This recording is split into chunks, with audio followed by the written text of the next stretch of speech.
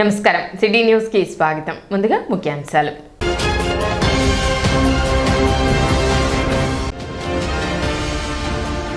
తెనాలి జిల్లా ప్రభుత్వ వైద్యశాలలో కొనసాగుతున్న సదరం రీవెరిఫికేషన్ ప్రక్రియ.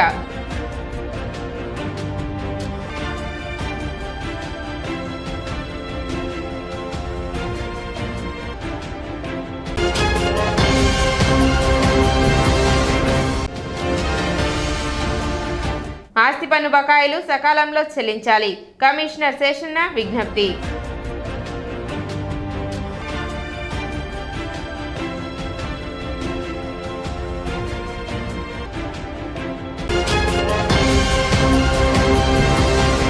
ఆస్తి పన్ను చెల్లింపుదారులు సకాలంలో వారు చెల్లించాల్సిన ఆస్తి పన్ను బకాయిలు చెల్లించి పట్టణ అభివృద్ధిలో భాగస్వాములు కావాలని మున్సిపల్ కమిషనర్ బి శేషన్న కోరారు. స్థానిక మున్సిపల్ కార్యాలయంలోని తమ ఛాంబర్లో గురువారం కమిషనర్ బి శేషన్న మీడియాతో మాట్లాడుతూ మార్చి 31 దగ్గర పడుతుందని, ఆస్తి పన్ను చెల్లించవలసిన వారు సకాలంలో ఆస్తి పన్నులు చెల్లించాలని కోరారు. సెలవు దినంలో కూడా ప్రత్యేక కౌంటర్ ద్వారా ఆస్తి పన్నులు స్వీకరించడం జరుగుతుందని తెలిపారు. పురపాలక సంఘానికి రెవెన్యూ పరంగా ఆస్తి పన్నుదారులు అందించే ఆదాయం ద్వారా పట్టణ అభివృద్ధికి రూపకల్పన జరుగుతుందన్నారు. రోడ్లు, సైడ్ కాలువల నిర్మాణానికి మున్సిపల్ రెవెన్యూ ఆదాయాన్ని జవాబుదారీతనంతో వినియోగిస్తామన్నారు. మార్చి మాసాంతానికి వచ్చాము. రెవెన్యూ కలెక్షన్కి సంబంధించి ఇంకా చివరికి వచ్చాము కాబట్టి ట్యాక్స్ పే చేయాల్సినటువంటి వాళ్ళ ఇంటి పన్ను కానీ, నీటి పన్ను కానీ, వేకెంట్ ల్యాండ్ ట్యాక్స్ కానీ ఇలాంటి ట్యాక్స్లు కట్టాల్సిన ఎవరైతే ఉన్నారో వారందరికీ గమనిక. సకాలంలో ట్యాక్సెస్ అని కూడా పే చేయండి. చేసి మీ యొక్క మన పట్టణ అభివృద్ధిలో పాలుపంచుకునేసి ప్రతి ఒక్కరిని కోరుతున్నాం. మా దగ్గర ఉండే సమాచారం ప్రకారంగా ఈ సంవత్సరం ఎలాంటి ఇంట్రెస్ట్ ఉపయోగం అనేది రావడం లేదనేసి మా దగ్గర ఉండే సమాచారం కాబట్టి వస్తున్నటువంటి హోప్స్ కూడా లేవు. ఈ విషయంలో ప్రజలు గమనించుకొని ట్యాక్స్ పేయర్స్ ఎవరైతే ఉన్నారో, స్టిల్ డ్యూ ఎవరైతే ఉన్నారో వాళ్ళందరూ కూడా వెంటనే ట్యాక్సెస్ అన్నీ కూడా క్లియర్ చేయాల్సి ప్రతి ఒక్కరిని కోరుతున్నాం. ఎందుకంటే మీరు చెల్లించేటువంటి ప్రతి రూపాయకు జవాబుదారీగా ఉంటాం. అవన్నీ కూడా అభివృద్ధికి ఉపయోగపడేటువంటి అవకాశం ఉంది కాబట్టి టౌన్లో అందరూ కూడా గమనిస్తుంటారు. చక్కటి రోడ్లు కానీ, కాలువలు కానీ, పార్కులు కానీ, అలాగే వీధి లైట్లు కానీ ఇలాంటివన్నీ కూడా వస్తున్నాయి. సో ఈ విషయాలను కూడా గమనించుకొని అభివృద్ధికి సహకరించాలనేసి ప్రతి ఒక్కరిని కోరుతున్నాం. తెనాలి జిల్లా ప్రభుత్వ వైద్యశాలలో సదరం రీవెరిఫికేషన్ ప్రక్రియ కొనసాగుతుంది. వారంలో 3 రోజులు నిర్వహించే సదరం రీవెరిఫికేషన్ ప్రక్రియ గురువారం కూడా కొనసాగింది. 100 మంది వరకు వివిధ విభాగాల వైద్యులు పరీక్షలు నిర్వహించి వైకల్య శాతాన్ని నమోదు చేశారు. వైద్యశాల సిబ్బంది, సచివాలయ ఉద్యోగులు తదితరులు పాల్గొన్నారు. ఇప్పటి వరకు సుమారు 2000 మంది వరకు ఈ ప్రక్రియ నిర్వహించినట్లు వైద్యశాల సూపరింటెండెంట్ సౌభాగ్యవాణి తెలిపారు.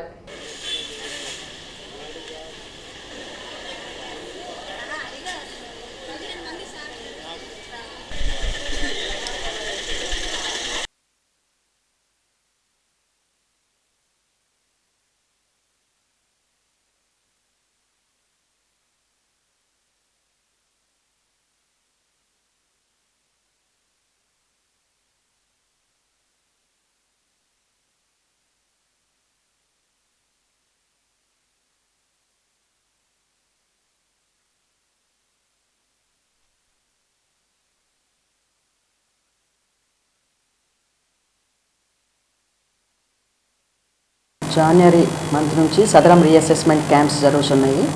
ఈ క్యాంప్స్లో ఇప్పటివరకు దాదాపుగా 1800 to 2000 కేసెస్ అసెస్ చేశారు. మనకి doctors GGH Guntur and first Guntur district Sattenapalli, Narasaraopet నుంచి మనకి స్పెషలిస్ట్ వస్తున్నారు. రీఅసెస్మెంట్ జరుగుతుంది.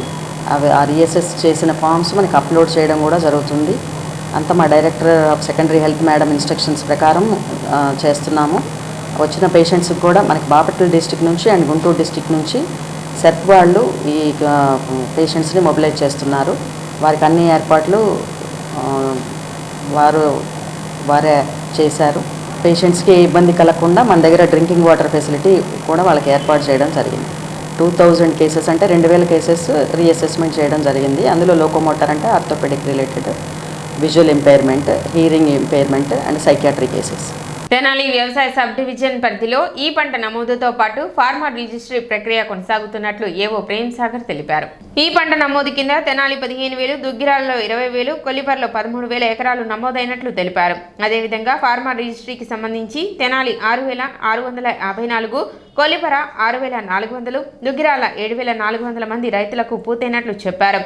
ప్రభుత్వం నుండి వచ్చే పథకాలు లేదా నష్టపరిహారం పొందాలంటే ఫార్మర్ రిజిస్ట్రీ తప్పనిసరని, ఇంకా చేయించుకొని రైతులు ఎవరైనా ఉంటే రైతు సేవా కేంద్రాలలో వారి యొక్క వివరాలు అందించి ఫార్మర్ రిజిస్ట్రీ ప్రక్రియ పూర్తి చేయించుకోవాలని ఆయన విజ్ఞప్తి చేశారు. ప్రస్తుతం 15,098 ఎకరాలు మనం సాగు చేసాము. ఈ రబీలో మొక్కజొన్న 6,011, జొన్న 6,556, మినుము 275 ఎకరాలు, పెసర 2,208 ఎకరాల దాకా సాగు చేస్తున్నాం.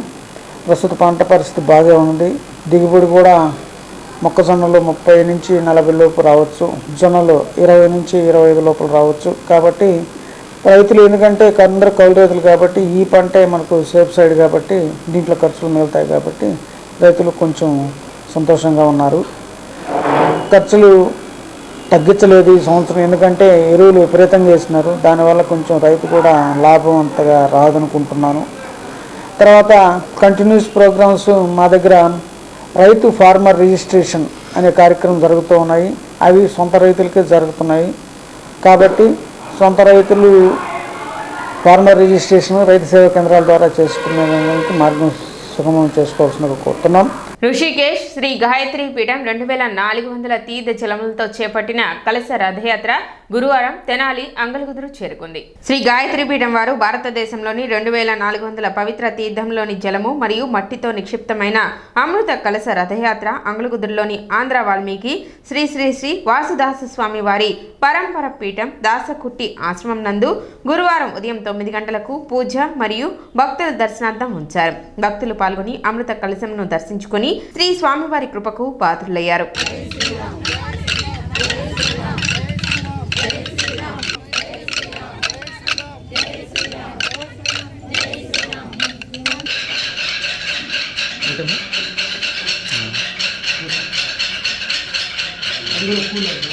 అడుగులు పూలేసి ఆ దండ కాదు విడిపోలే అది వేస్తే చెట్లు నాటుకోవడం ఇదేనా మా పూజ అంటే. పూజ అనగానే స్వాహాన్ని ఎక్కువ ఆగుతులేక కాదు, మళ్ళీ మేము ఈ తాగుడు వ్యసనం ఇవన్నీ వద్దని చెప్పి. అలాగే అమ్మవారి పుట్ట ఒకటి, ఎందుకంటే మనం టీవీ, రెండో సెల్ ఫోన్, ఈ రెండు వచ్చాక చేయండి. మొట్టమొదటి ఏం చెప్తున్నారంటే ఏదైనా మన శాతం ఇవ్వాలి, దాచిపెట్టుకోకూడదు. ఎప్పుడు కూడా ఇచ్చింది దీని గురించి 10 మందికి చెప్పాలి ఇక్కడికి రా.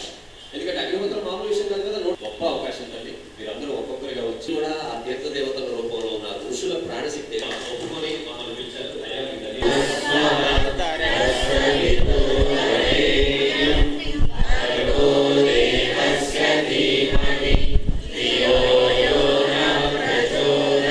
గాయత్రి పీఠం ఋషికేశ్ నుంచి 2,400 తీర్థంతో మృతికతో కలిసిన కలశము నారాకుడికి వచ్చింది. మా కోరిక మేరకు నా ఋషికేశ్ నుంచి స్వామీజీ వారు మన ఆశ్రమం తీసుకొచ్చారు. చాలా శక్తివంతమైన కలశము, భక్తులు వచ్చి దర్శనం చేసుకుంటున్నారు, చాలా సంతోషము. తర్వాత ఇది ఆంధ్ర వాల్మీకి శ్రీ వాసుదాస స్వామి వారి పరంపర పీఠం. ఆంధ్ర వాల్మీకి శ్రీ వాసుదాస స్వామి వారు రామాయణం 24,000 శ్లోకాలు, 24,000 పద్యాలు, అర్ధతార్పంతో 69 ఏట గిద్దావపాలు తీసుకొని 20 గంటల చొప్పున రచించి ఒంటిమిట్ట కోదండరామస్వామికి అంకితం ఇచ్చారు. 1920 ఆ ప్రాంతంలో టెంకాయ చిప్ప ద్వారా భిక్షాటన చేసి ఒంటిమిట్ట దేవాలయం పునరుద్ధరించారు. అక్కడి నుంచి నడిగడ్డపాలెం వచ్చి ఆశ్రమం ఏర్పాటు చేశారు.